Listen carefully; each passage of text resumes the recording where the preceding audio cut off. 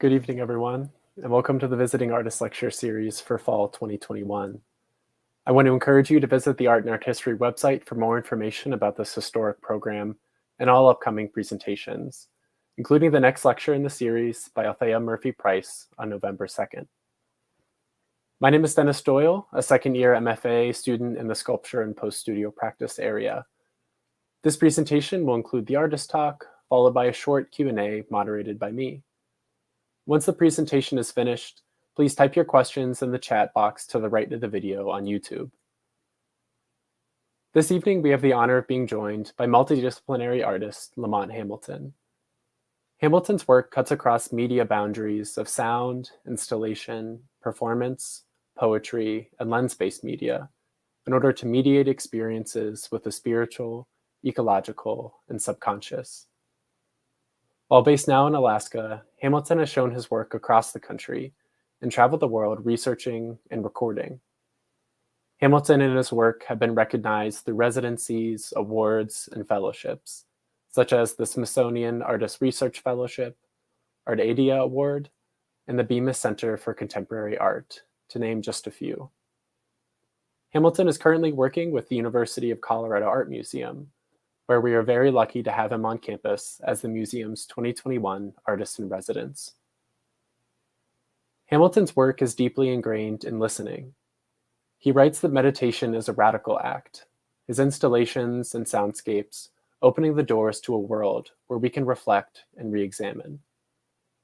LaMont, thank you for being here tonight and extending an invitation to us to listen and contemplate. Everyone, please join me in welcoming LaMont Hamilton. Thank you for having me. Sorry, I shouldn't put my water bottle down so hard. Thank you for having me. It's kind of interesting. I'm saying thank you to you, Dennis, because I don't see the audience. You started the introduction speaking a lot about my sound work, and I hope to touch on that a bit, but unfortunately there's not going to be much of that that's going to be in this presentation. What I do want to do is kind of give everyone an introduction of who I am as an artist and some of the things I've done over the past decade or so, and hope that gives us a grounding as we go into the Q&As and as we continue this discussion. So I'm going to start with some of my early work. So my background is actually in photography.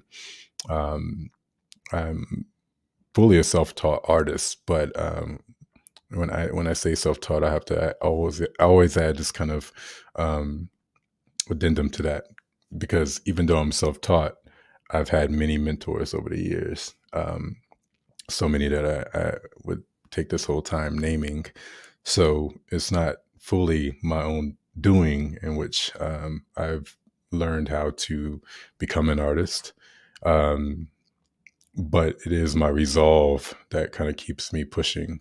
But I want to start off with some of the earlier stuff, and that earlier stuff is my photography work. I'm not going to go too far into the very beginnings of my photography work, which was mostly street photography. I'm going to kind of skip ahead into the portrait work that I did for many years, and still do occasionally. And I think that gives us a pretty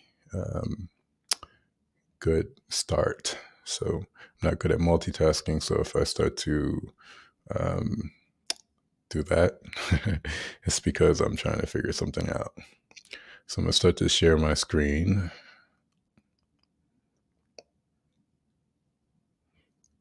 And open up my PowerPoint. I'm going to go to the beginning. So as Dennis mentioned, I'm a multidisciplinary artist. I work with various mediums.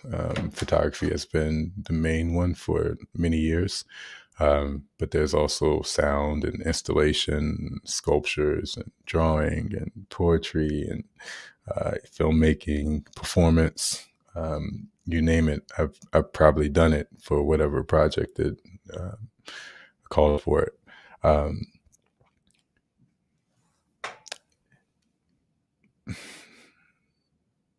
But even though I'm multidisciplinary, uh, there is a definitive focus in my artistic thrust. And like I said, kind of briefly touched on that, focus generally is the idea dependent. So what I want to show to you now is kind of some of the non-commissioned portraits that I've done. What I mean by non-commissioned portraits is these are most of these images, if not all these images that I'm going to show are images in which I've met these people and asked them to sit for a portrait. I actually have to start this over again. And this all comes from, my interest in people, my interest in my community, um, and my, just general interest in the photography as a medium, as a documentation of our time. So I'm going to cycle through these pretty quickly, but give some time for pause. I'm not going to speak too much through them. If we were in a more live setting, I would be fielding questions as I'm going through these images. But as of now, so not to ramble, I'm just going to cycle through these.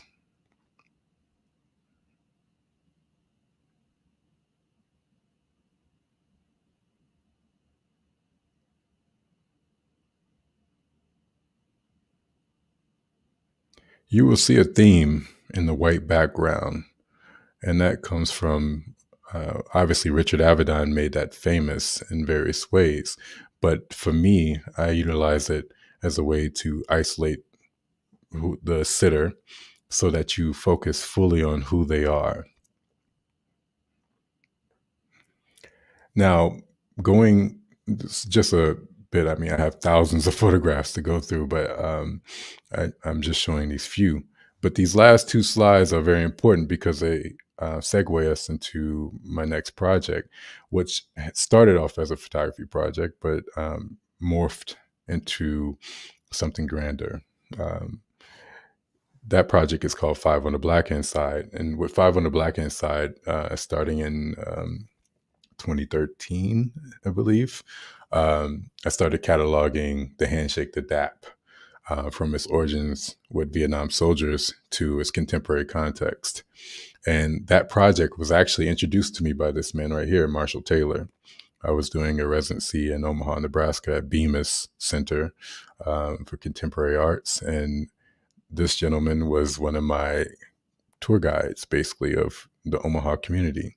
At the time, I was doing a portrait series, which I showed there, called Omaha Portraits, which was a portrait series of the North Omaha community, which was and still largely is a historically black community and has a very real radical presence. And I was interested in tapping into that history. And this man right here, who you see, was basically the keeper of that history. He owned a bookstore there. He unfortunately passed recently, but his legacy still remains. He owned a bookstore there. He was very much embedded in the community, and how he influenced that project. I tell the story a lot. He dropped me back off at my studio one day, and we did a quick handshake, and he mentioned how he remembered that from the brothers in Nam. And of course, I was very curious about what he meant by that, and we talked a little bit, and it kind of stuck with me. And as I went back to my studio, I kind of just sat with it. And the next day, I gave him a call, and I wanted to find out more about it. So he introduced me to this man and various other veterans in the area, and that kind of birthed the project. I will get into the project, but first I want to show some historical images of the DAP. These are images that were hard fought. When I started this project, there was no query for the DAP in, many catalogs. It wasn't something that people thought about as that called attention to any type of intellectual rigor or research rigor. So a lot of these images was combing through the internet, combing through archives, and finding situations in which these men were doing these handshakes. Along the time, too, I met and interviewed dozens of Black Vietnam veterans about their handshakes and the meanings behind them and these sort of things. And I was able to glean a lot of really important information. For instance, the handshake, the DAP, DAP, is an acronym for dignity and pride. And also during my research, I learned that that handshake itself was banned by the military.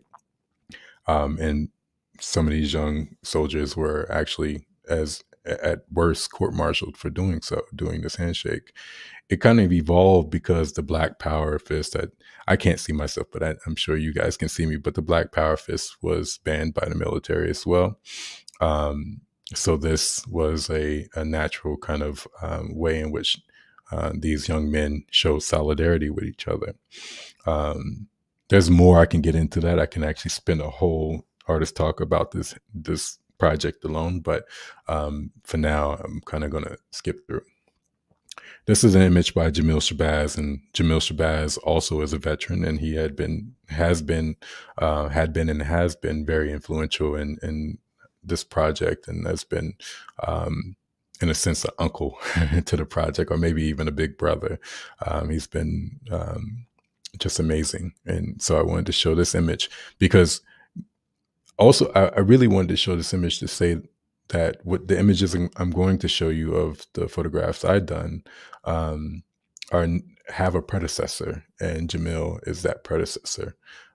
He was making these photographs in the 80s, and I have to pay respect and acknowledgement to his work.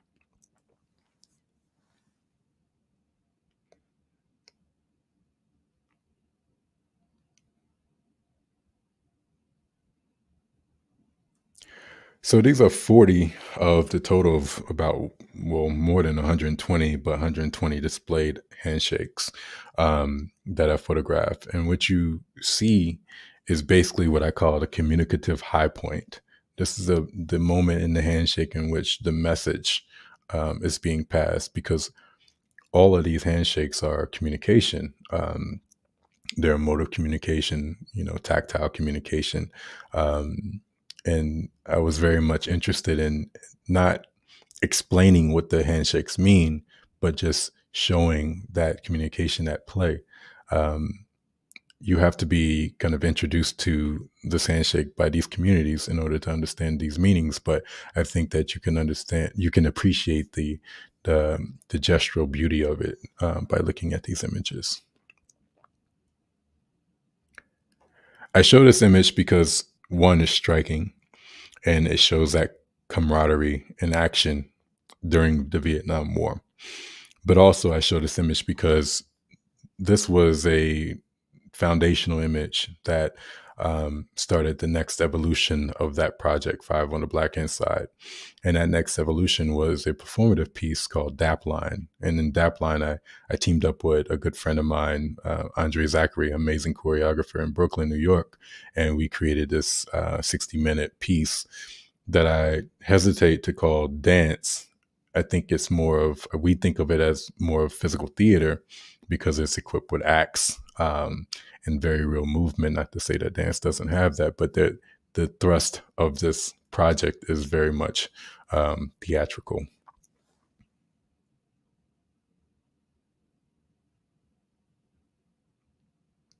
And in this project, in this particular performance, we are not only drawing from historical images and text, we're drawing from other things, for instance, like the Japanese art form of butoh, which, if people aren't familiar, just a quick stance on that. Butoh is a movement art form that came about in the young people, the 20-year-olds or so, who had experienced the atomic bomb being dropped on their country, the 2 atomic bombs being dropped on their country. So these were children when the bombs happened. And so in the 60s, this art form started to really come about. And it's an art form that kind of really highlights the grotesque. Um, Once again, that's a whole nother artist talk as well. So I definitely encourage everybody who's interested in the idea of butoh, butoh, to look it up. It's very beautiful and it's very haunting.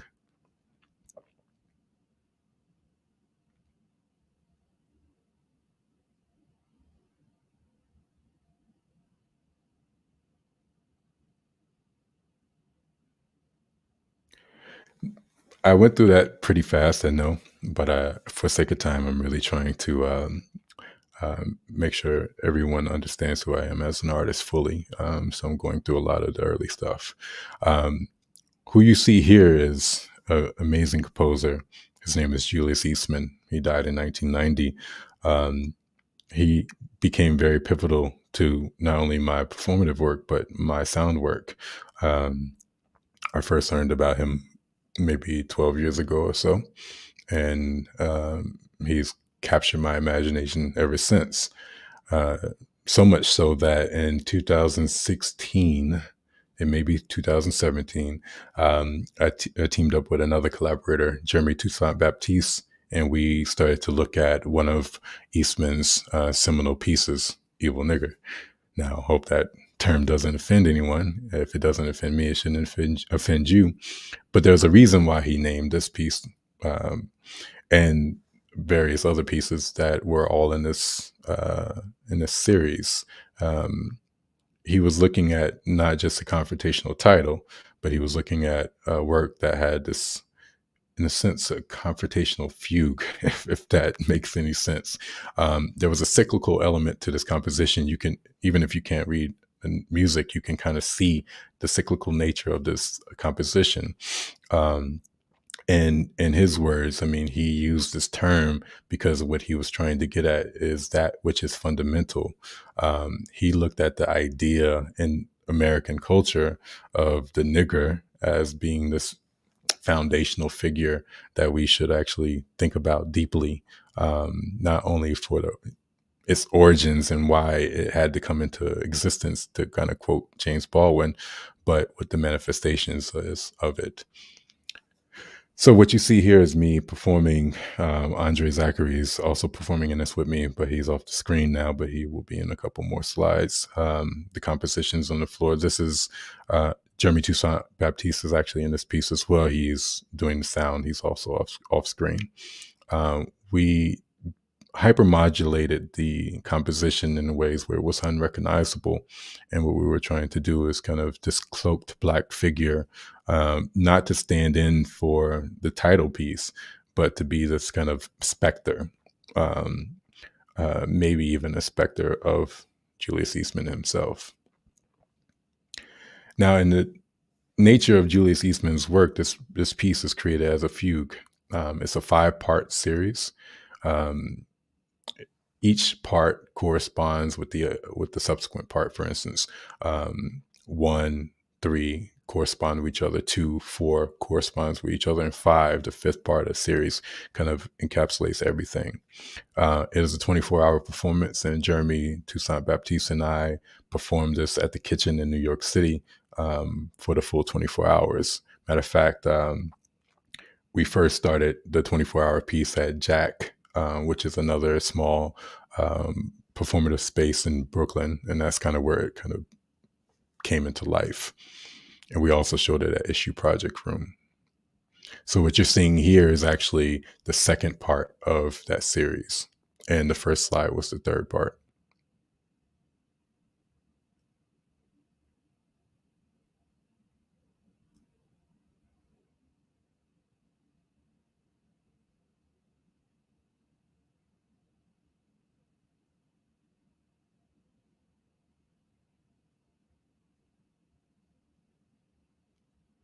I should mention that though the sound is played in this piece, there are moments in this piece in which there is no sound except for from the body.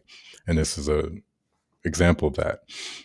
In this case, we invited Chantel Cavassier Jackson and Nugent Smith to perform the score, but in a very tailored version of it, and they were performing it solely with their mouths. And as you see with the paint and the white shirt, it corresponds with number 2 of the series in which I'm using paint and a white shirt. I should have really put these in order, but I was rushing.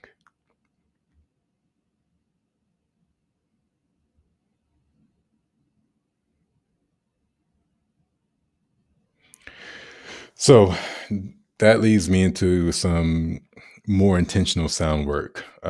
This is an installation I did at the Sculpture Center in New York City, in Queens.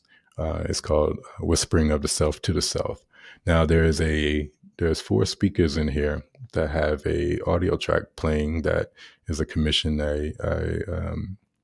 I did with 3 amazing vocal artists, Anais Marville, Yao Ajiman, and Wesley Chavis.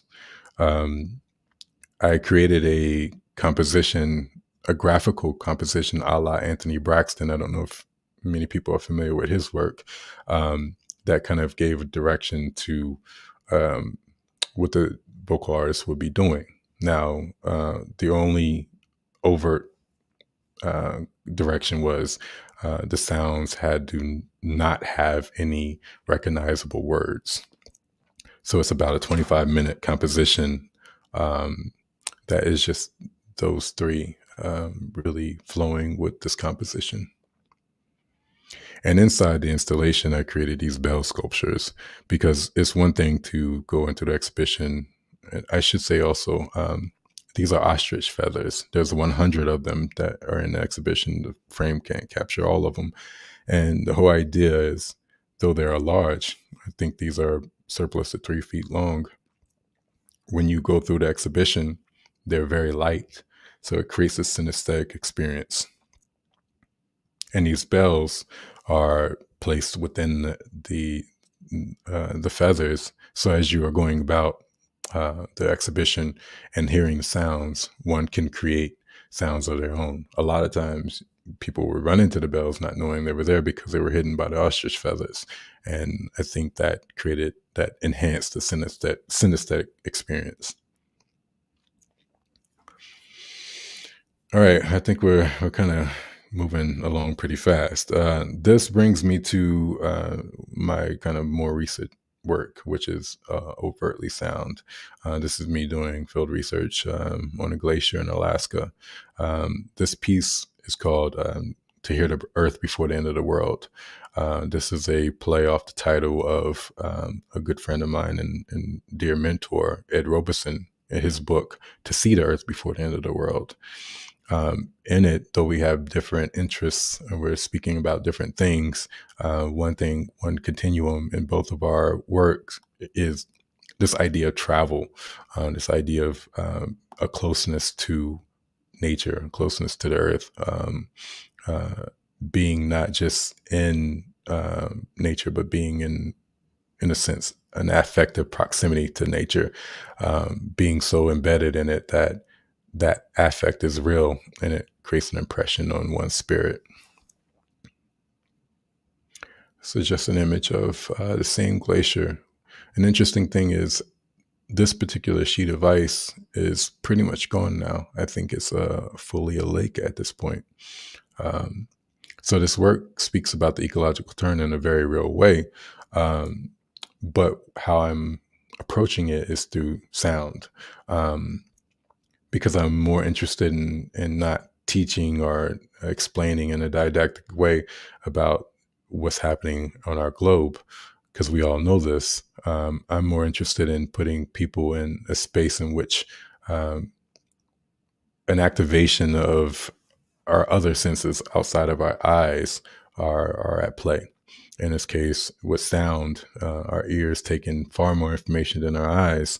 And I think that if I add these sounds, which largely are field recordings, but also synthesizers and other type of ways, I've modulated the sound to make it unrecognizable.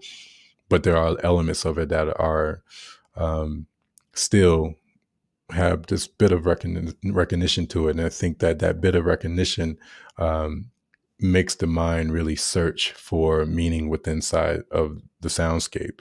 And I think that search for meaning also opens up the door for kind of a meditative experience.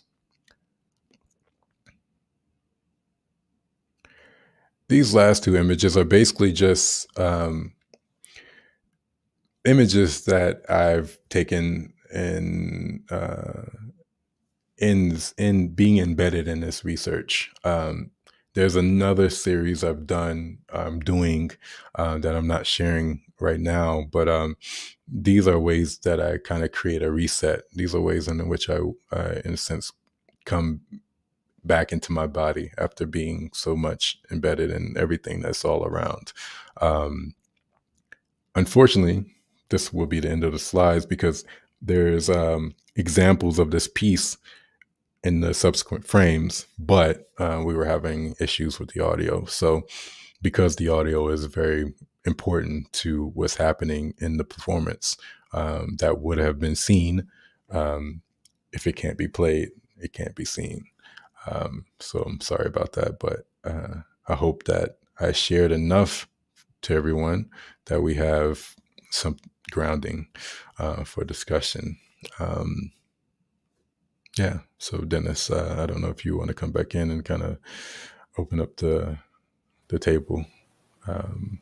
Any questions you may have, and then any that may have came in the comments. I hope I wasn't too fast.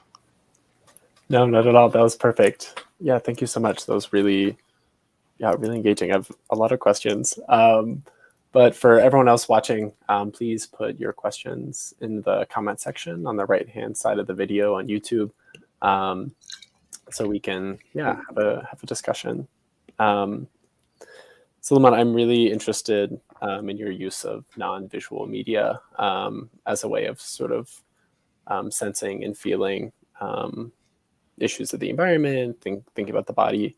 I think particularly with sound, I'm interested on your thoughts on this relationship of sort of the physicality of the body and the physicality of sound, that even in your performances, having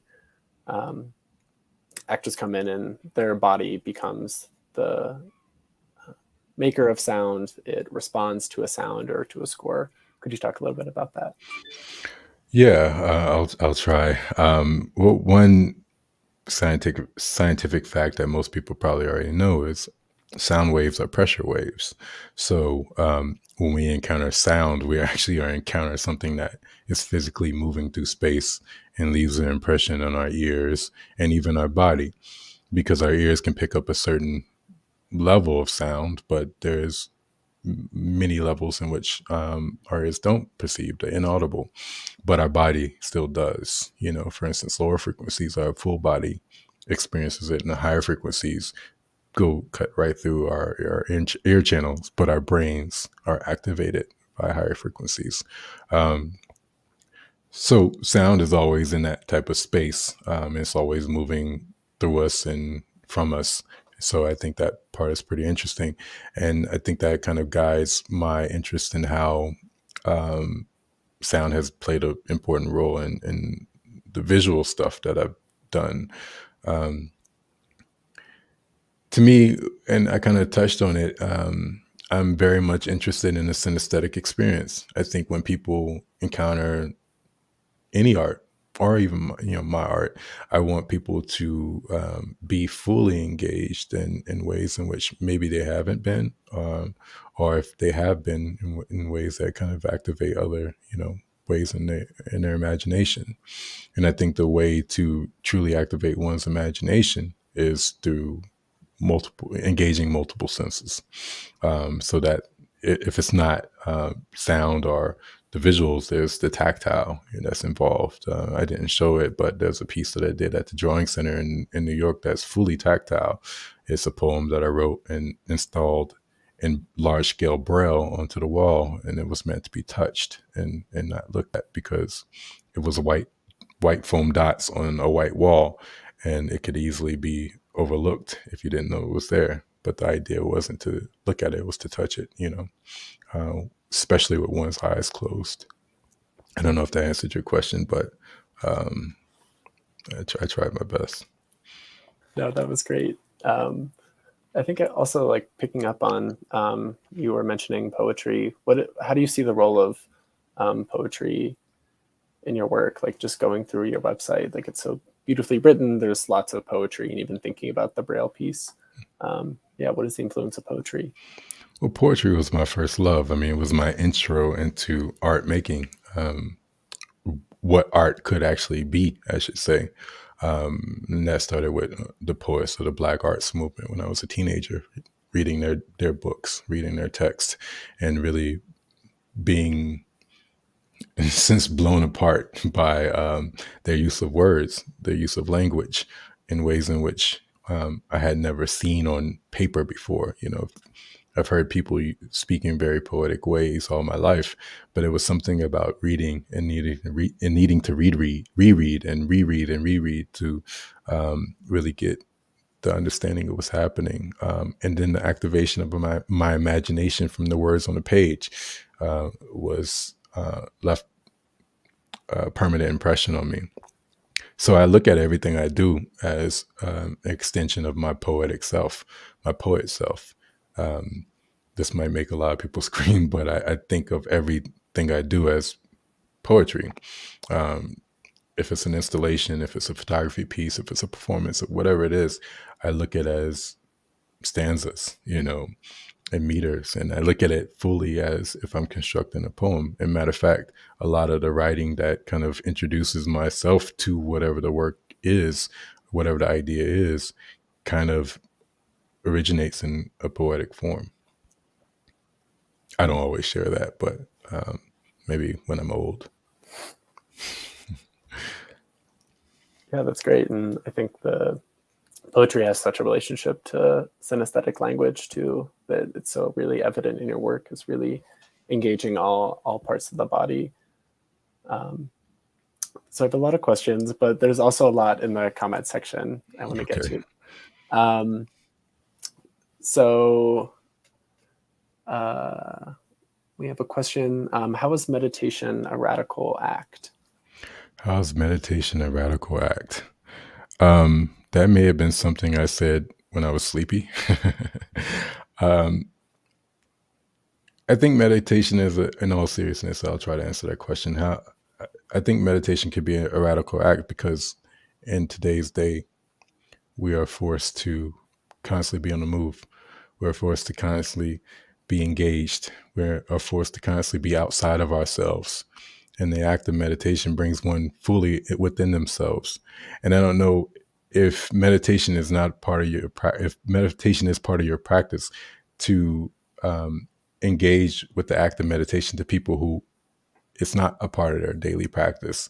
You can see how it's a radical act. It's something that meets a lot of resistance because people generally nowadays, and I'm not trying to generalize, but it's I'm just saying it the way I feel it. I think people nowadays have very little capacity for introspection, very little capacity for reflection, very little capacity for anything that's happening around them other than the things that we need to do.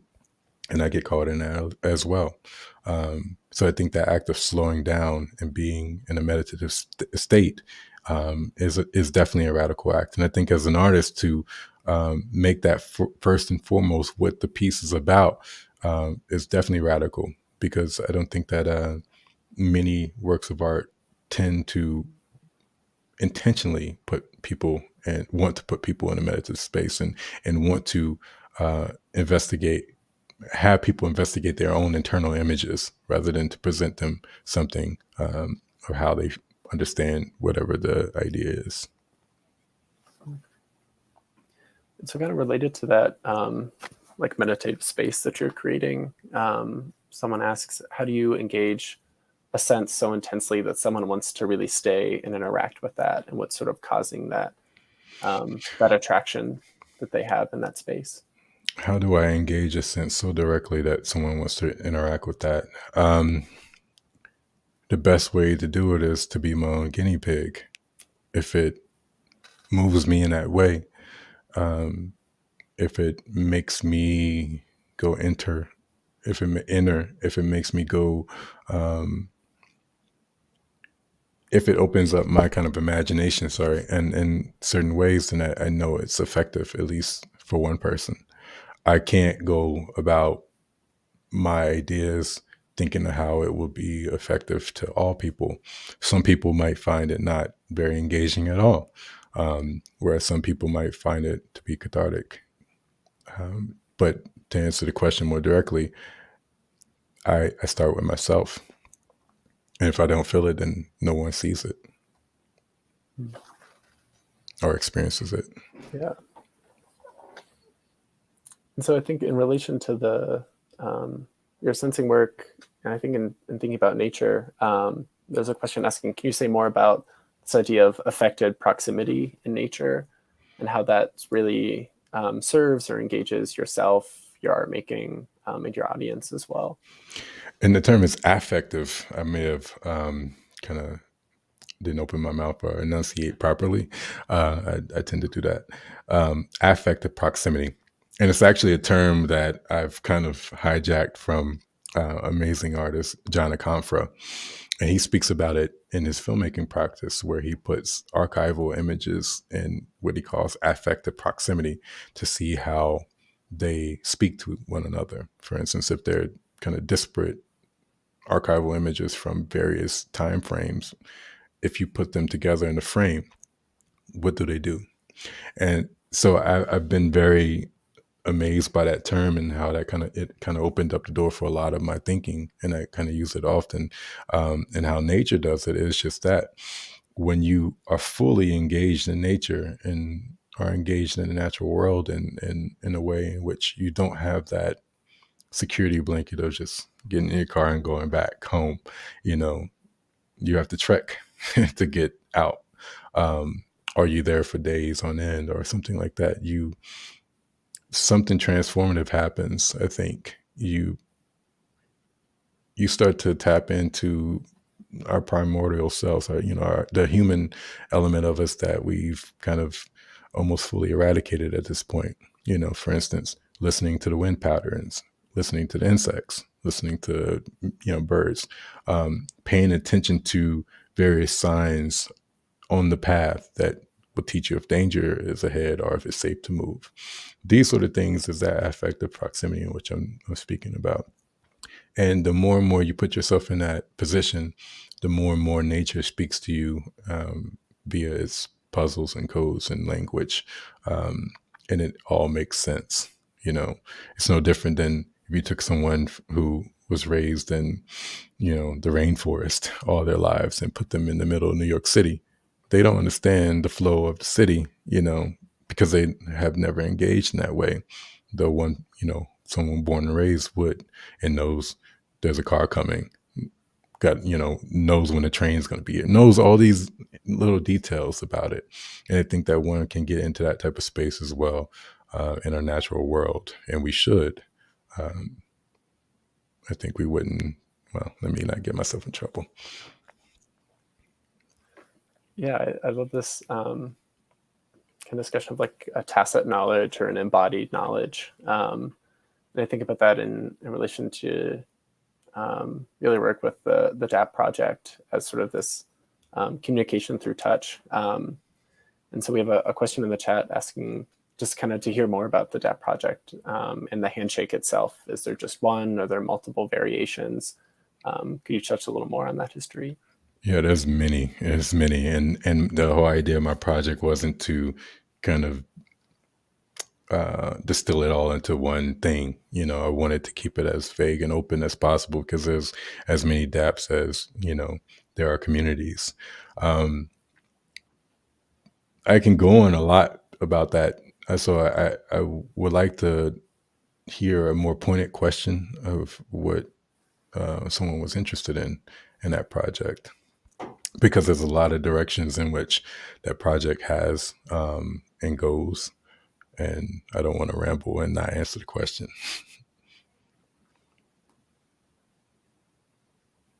Yeah, let's see if Judy has a follow-up. But maybe in the meantime, what is sort of a relationship between in your work that it is working across a lot of media and incorporates a lot within one piece. What is sort of the relationship between maybe this object or this physical artwork and sort of the performative act that you're doing within it? How does your act sort of like activate that object or that space? How does the handshake, or how does the photographs, or how does the Um, research? so for just your work in general, Okay. sort of this relationship of performance in this space, and the sort of the art object or the sculpture that you're having with it, or even the prop within the performance. How do they sort of relate for each other? Um, I don't know if I can answer how they relate. I mean, I think the relation is they're all a part of the same idea, so that it's not more of a relationship. It's in a sense an entanglement, or even um, one arm of or in our leg of the body of the idea. um, I don't think that they're intentionally. It seems like, I hope I'm not answering the question or taking it wrong way, but it seems like the question is, there's an idea, and then there's the performative element that comes after what the physical thing is, or whatever the thing is, and it's almost like a step-by-step thing. And for me, it's not. It's all intertwined in a way that it becomes inseparable. Um, I can show it in various ways. Like, for instance, I can show a performance without showing the photographs, or I can do this, that, or the other. But to me, they're all kind of intertwined in a way that I can't see them as being separate, or even one influencing the other. They just are. Absolutely. So we'll kind of go to we'll take one final question. So someone's asking about sort of the sound and the space in which you present sound, and we're kind of talking about they would love to be submerged in the audio that you're recording and doing. So maybe you could talk a little bit about what you're doing here on campus and sort of opportunities to be involved in sound work. Yeah, well, that submersion is going to happen very soon, actually, in February, because the exhibition that well, I should say installation that I'm planning is a sound installation, fully sound. There will be some visual elements to it, but they will, in this case, only serve the sound. What I'm interested in is how the sound itself becomes, in a sense, a sculpture or a painting or a photograph or whatever the case may be. How the sound itself can live alone into space, and how one going into that space encounters and pays attention to and sits with, the sound as itself. Um, and I've always said that I'm very much interested in the mental images that come from people, or even the kind of imaginative space that happens when people are encounter this sound, and that's all there is. Um, what's the attention? How long do people stay in that space? I'm curious about how all that is. And there was a second part to the question. I think maybe in thinking about your work on campus that you're doing now, are there opportunities in the future to kind of experience some of the sound you're working on? Well, that will be the opportunity, is Okay. the exhibition. As I'm on campus right now, I'm composing it. Now, kind of to open it up, an idea of how I'm thinking about it. I mean, this piece is going to be um, very long. Right now, it's the idea is for it to be 15 hours, but the 15 hours will be dispersed over 5 days. The 5 days the museum's open, and so there will be a different sonic experience each day. And I think that also lends to this unpredictability of what the encounter might be, because I don't imagine people spending the hours each day in the exhibition space. So the more one comes back, the more one will encounter, and probably walk away with a different experience in each time. Um, So I'm very much interested in how sound, because it's malleable in that way, because it's ephemeral, because it's always moving, how you can have this type of, constant encounter with it and walk away with a different experience. It's like our favorite song. We might love the song and may not listen to it for a little while and then listen to it again and hear something completely different, not saying this is going to be like a top 40 hit, but yeah, in a kind of crazy world it might be. But anyway, I'm just really interested in people's sustained experience with it. The more you sit with it, the more it's going to reveal itself. If you don't give it the attention, if you don't give it your attention, then you're going to take very little from it. Yeah, it's extreme, but has that similarity to meditation, that entering into a space with intentionality and a space of reflection. Yeah, well, very much looking forward to experiencing the work in person. And we really wanted to thank you for your talk tonight. Well, thanks Yeah, for having me.